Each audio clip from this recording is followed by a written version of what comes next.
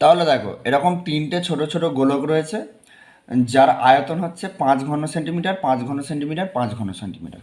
এবারে 5 ঘন সেন্টিমিটার যে তিনটে গোলক রয়েছে, এটাকে যদি আমি গলিয়ে একটা বড় গোলক তৈরি করি, তাহলে নিশ্চয়ই এদের আয়তনগুলো কি হয়ে যাবে, যোগ হয়ে যাবে, যোগ হয়ে একটা বড় গোলক তৈরি হবে, যেটা কিনা 15 ঘন সেন্টিমিটার কি হবে, আয়তন হবে। তাহলে আমি কি করব, এদের যোগ করব। 3 সেন্টিমিটার ব্যাসার্ধের দৈর্ঘ্য দেওয়া রয়েছে, 4 সেন্টিমিটার আর 5 সেন্টিমিটার গোলকের ব্যাসার্ধ দৈর্ঘ্য দেওয়া রয়েছে।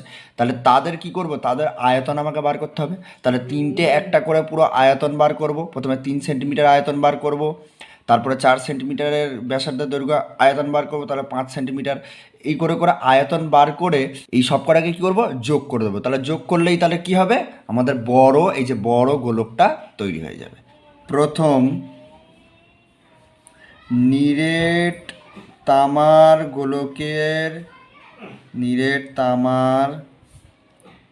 গোলকের গোলকের গোলকের ব্যাসার্ধ, ব্যাস এইটুকু লিখে কি লিখবো, 3 সেন্টিমিটার। কি লিখবো, 3 = 3 সেন্টিমিটার।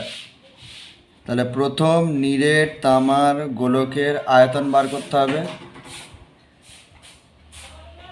তাহলে আয়তন সমান কি হবে না, 4/3 পাই আর কিউব। ঠিক আছে, এত ঘন সেন্টিমিটার, এত ঘন সেন্টিমিটার। তারপর দেখো পরের লাইনে লিখবো, 4/3 পাই এই আর কিউব যেটা ছিল, মানে আর সমান কত, 3 সেন্টিমিটার, তাহলে 3 সেন্টিমিটার লিখে দেবো তার কিউব। পরের লাইনে কি করব, যে 4/3 পায়ের মান আমি লিখব না। যখন এরকম বলবে যে অনেকগুলো গোলক মিলিয়ে একটা গোলক বানাও, তখন আমি কি করব, এই শুধু ব্যাসার্ধর মানটা যেটা দেওয়া রয়েছে, যার আর কিউব যেটা, ঠিক আছে, সেইটাই শুধু ভাঙবো, এই পায়ের মান লিখব না। তাহলে গুণ আকারে লিখে দেবো 3³ মানে হচ্ছে 27, এত ঘন সেন্টিমিটার।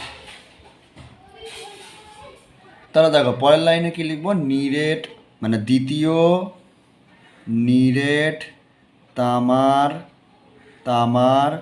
গোলকের ব্যাসার্ধ কত ছিল না, 4 সেন্টিমিটার। কত ছিল, 4 সেন্টিমিটার। ঠিক আছে, তাহলে দ্বিতীয় নিরেট তামার গোলকের আয়তন বার করতে হবে। তার আয়তন কি হবে না, আয়তন সমান 4/3 পাই আর কিউব ঘন সেন্টিমিটার। পরের লাইনে কি হবে, 4/3 পায়ের মান তো লিখবো না, আর মান হচ্ছে এখানে ছিল 4 সেন্টিমিটার, তাহলে লিখবো 4, তাহলে এত